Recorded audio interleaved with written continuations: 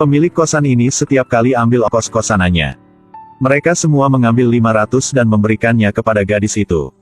Gadis ini melihat itu segera tak berdaya dan menutup pintu. Tapi ini bukan kali pertama. Pemilik ini bahkan dengan kasar ambil baju gadis ini. Tapi karena ibunya lumpuh, dia hanya bisa melihat. Tapi sang ibu tidak peduli dengan pengorbanan putrinya. Bahkan sampai saat makan malam, dia memarahinya dengan kata-kata kasar. Sedangkan pria ini setelah pergi, sudah membeli beberapa barang. Karena dia sering membeli barang dari Tiluk. Jadi Tiluk memberitahunya beberapa trik. Hal itu membantunya menang tidak sedikit. Jadi dia memutuskan bawa Tiliu ke tempat yang belum pernah dia kunjungi selama 30 tahun. Pemiliknya mendorong Tiluk ke area Institut Suanpong. Melihat dia sedang duduk di kursi roda, gadis itu mengatakan, "Seperti ini, kamu masih datang untuk bermain, busuk tetapi tidak lumpuh." Tapi karena masalah badan jadi dia tidak bisa disambutkan. Untuk melakukan janjian, pemiliknya harus membawanya ke tempat lain. "Jika kamu masuk, katakan saja Vanka memanggilku." Setelah instruksi yang cermat, Tiluk masuk. Gadis ini sedang makan mie instan dengan sangat fokus. Kemudian Tiluk dengan ragu berkata, "Vanka panggilku datang ya." Setelah mendengar kalimat ini, mata wanita ini menjadi kosong dan putus asa. Kemudian tanpa daya tarik pintu ke bawah. Karena masalah yang sama dengan kursi roda, keduanya gagal berkali-kali. Pada akhirnya gadis itu masih mempertahankan wajahnya yang tanpa ekspresi.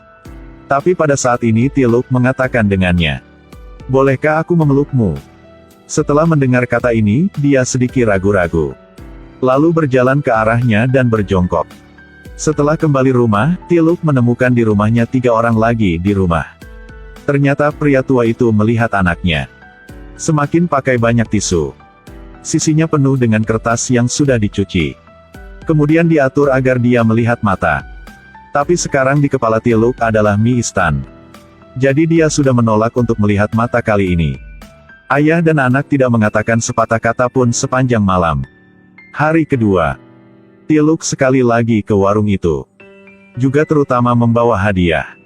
Dia membuka dan menemukan di dalamnya adalah pakaian dalam. Apa yang diambil pemiliknya. Hal ini membuat dia merasa harga dirinya hilang. Dia marah dan lemparkan pakaian ke tubuh pria ini. "Mengapa menggertak aku, mengapa kamu menggertakku?" Tapi Tiluk sederhana. Kurang tahu kenapa mie instan marah. Dia bahkan tidak tahu harus berkata apa untuk sementara waktu. Dia hanya bisa meminta maaf dan mengambil barang-barangnya. Melihat tidak berguna, dia bercerita masalahnya. Karena kecacatannya, dia sering diganggu oleh orang lain. Melarikan diri juga terkadang menyenangkan, tapi melarikan diri di mana? Kemudian Tiluk membawa mie instan ke toilet umum. Di sana mereka melihat ada definisi pembunuh. Kemudian mie instan juga menulis di dinding definisi pembunuhnya. Dia bahkan mengatakan jika bisa, dia juga ingin seseorang meninggalkan pesan untuk membantunya membunuh seseorang. Tiluk berkata jika dia bisa membantu mie instan, nanti dia akan berikan Tiluk apa? "Aku bisa mengajakmu makan mie." Sejak itu, keduanya telah menjadi pendukung satu sama lain. Jika punya waktu, mereka akan bermain di toko kelontong. Kemudian makan mie bersama. Hari-hari ini adalah hari-hari ketika kalian berdua paling bahagia. Hari ini mereka sedang bermain, dimarahi ibu mie. Mie instan takut dan mendorong Tiluk keluar. Kemudian dia membelikan ibunya ikan tenggiri yang paling disukai ibunya untuk dimakan. Tapi ibunya masih memarahinya. Dari makan sampai saat mandi. Semakin sulit untuk didengar.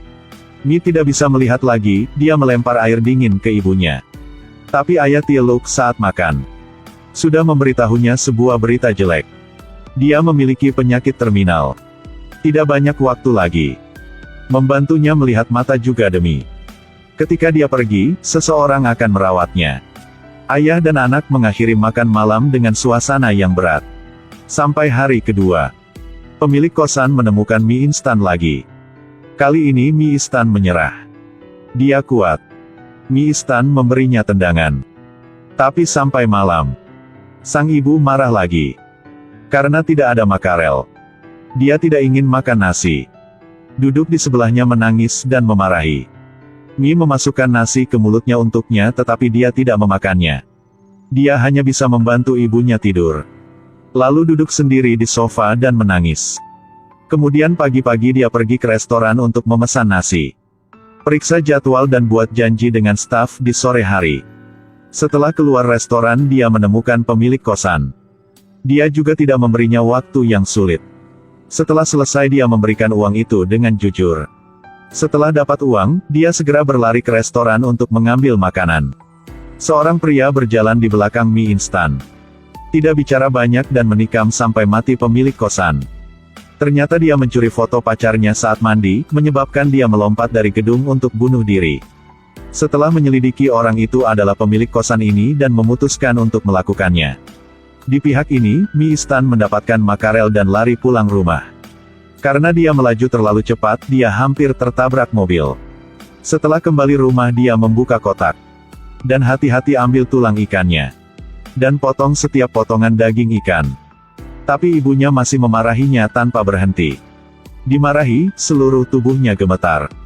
Hanya bisa mencampur nasi untuk menghilangkan tekanan.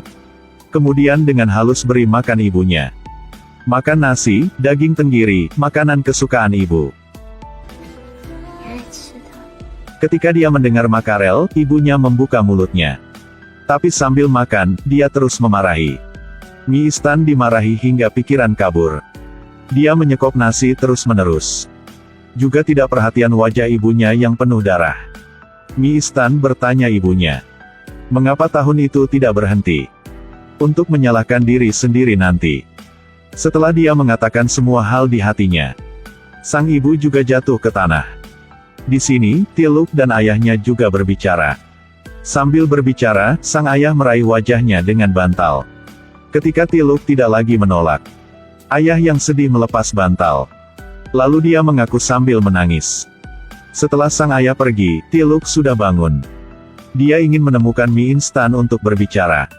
Mie instan panik saat melihat dia datang, dia langsung berlari keluar. Dia menangis dan mengatakan kepada Tiluk bahwa dia tidak bersungguh-sungguh. Tiluk dengan lembut menghiburnya. Lalu dia pergi ke wanita kopi dan mengambil gunting. Mencapai tangan dan tenggorokan seorang wanita. Lalu dia menyuruh mie instan melaporkan polisi. Mie instan menangis dan bertanya mengapa. Kenapa harus seperti itu? Karena aku pembunuh, di mana hadiahku? Kemudian dia mengikuti kesepakatan. Membantunya masak mie. Padahal itu hanya bungkus mie biasa. Tapi dia makan dengan enak. Dua orang saling berpelukan. Ketika polisi mendorongnya keluar. Dia sudah melihat ayahnya. Sekarang dia tahu putranya tidak sendiri. Senyum muncul di wajahnya. Ketika Tiluk ditangkap. Mie instan menggunakan metodenya. Untuk mengalami hidupnya. Ini adalah cara yang mie instan mencintai Tiluk. Karena cinta. Jadi bisa lanjut hidup. Mie bilang hidup butuh 3 elemen. Ada harapan. Menjadi tergantung pada. Dan tak sabar untuk bertemu denganmu besok.